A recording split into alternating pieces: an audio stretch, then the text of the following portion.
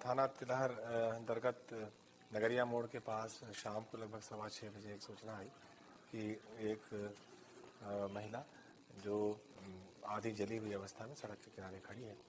इस सूचना पर तत्काल वरिष्ठ सभी पुलिस अधिकारी मौके पर गए। सीओ साहब और एडिशनल एसपी और मैं सब लोग गए थे और उसका इलाज तत्काल कराने के लिए वहाँ से सदर अस्पताल उसको तुरंत रवाना किया गया और वहाँ उसका इलाज चल रहा था। उसके बेहतर इलाज के लिए कल रात में ही उसे वहाँ लखनऊ रेफ़र किया गया था, जहाँ पे श्यामा प्रसाद मुखर्जी हॉस्पिटल में उसका उपचार चल रहा है। यहाँ पर भी कई बार उस महिला से क्या घटनाक्रम है इस बारे में जानकारी प्राप्त करने का पर्याप्त प्रयास किया गया लगातार, लेकिन अब तक उसके द्वारा बाकी सब बातें बताई जा रही थी, लेकिन इस बारे में वो कोई भी बात नहीं बता रही है। रात में भी जब वहाँ वो उसका इलाज चल रहा है, वो तब भी पूरे होश में थी और बात करने की स्थिति में है। और उसी दौरान यहाँ के सीसीटीवी फुटेजेस वगैरह जो भी हम लोगों को मिले हैं, उससे भी ऐसा लगता है कि वो कॉलेज में अकेले ही कॉलेज से बाहर निकली हैं।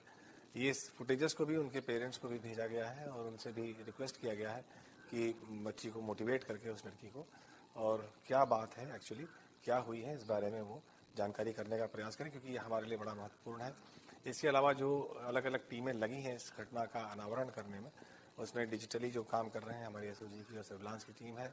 इसके अलावा ग्राउंड पे इंटेलिजेंस कलेक्ट किया जा रहा है और जो भी इनके क्लास फेलोज हैं उनको भी कल रात में भी बुलाकर पूछताछ किया गया है।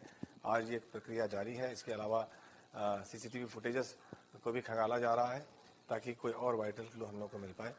हमारा विश्वास है कि हम लोग शीघ्र ही इस घटना का अनावरण कर लेंगे। इस संबंध में जो पीड़िता है उसके पिता द्वारा एक तहरीर दी गई है, जिसके आधार पर अभियोग पंजीकृत किया गया है थाना तिलहर पर, जिसमें उनके द्वारा ये कहा गया है कि ये 3:30 बजे ये स्कूल उनको कॉलेज से निकलना था जहाँ की ये छात्रा है और ये उनको लेने गए थे, लेकिन जब नहीं आई तो इसकी तलाश करने लगे। तब तक इसके बारे में ऐसी सूचना प्राप्त हुई और उसके आधी जली अवस्था में वो मिली है। इसका उपचार चल रहा है और ऐसा प्रतीत होता है कि कुछ लोगों द्वारा इसे जानबूझकर जलाया गया है। इस संबंध में कार्रवाई करें। इसी आधार पर अभियोग पंजीकृत कर लिया गया है और इसकी विवेचना की जा रही है नियमानुसार। अंतर्गत ग्राम भानपुर की रहने वाली 2 बच्चियां हैं जो बताया जा रहा है कि 3-3:30 बजे उन्होंने घर के पास में ही स्नान किया। उसके बाद फिर वो मदरसा जाती थी पढ़ने, वहाँ 6 बजे के करीब लौटती थी। तो उसके घर वाले जो हैं जब 6 बजे नहीं लौटी तो उसको ढूंढना शुरू किए। तो ढूंढते ढूंढते वो ग्राम खिजिरपुर पहुँचे जो लगभग 1 किलोमीटर के फासले पर है भानपुर से।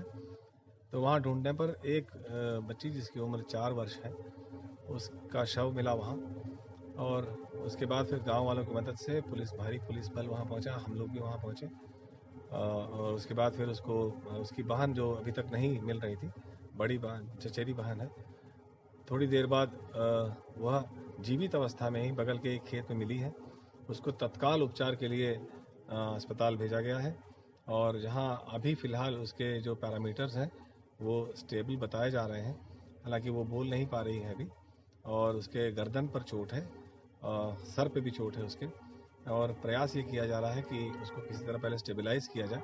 डॉक्टर्स लगातार उस पर निगरानी रखे हुए हैं। पूरी डॉक्टरों की टीम वहाँ है। जिलाधिकारी महोदय भी हमारे साथ वहाँ जिला अस्पताल पहुँचे थे और डॉक्टरों को उन्होंने भी निर्देश दिया है लगातार उस बच्ची के इलाज के लिए जो भी यहाँ संभव प्रयास है सारे किए जा रहे हैं। एक बार वो स्टेबलाइज हो जाए तो यदि संभव हो और यदि आवश्यकता पड़े तो उसको एक अच्छे अस्पताल में हायर सेंटर पे भी रेफ़र करने की बात हो गई है। एम्बुलेंस हमारी तैयार है। जैसा कि कुछ ट्वीट में आया था कि 2 बच्चियों का शव मिला है, तो ऐसी बात नहीं है। एक जो उसकी बड़ी चचेरी बहन है वो जीवित है अभी और अभी स्टेबल है और इस पर हम लोग सतर्क दृष्टि बनाए हुए हैं। इस घटना को जिन्होंने किया होगा उस बारे में पूछताछ के लिए बहुत से लोगों को थाने पर लाकर उनसे पूछताछ हो रही है। जो भी वहाँ वॉलीबॉल इत्यादि खेल रहे थे उनसे भी जानकारी की जा रही है कि दोनों बच्चियों का मूवमेंट कहीं से मालूम चले। हमारा प्रयास है कि हम बहुत जल्दी इस घटना को वर्कआउट कर लें।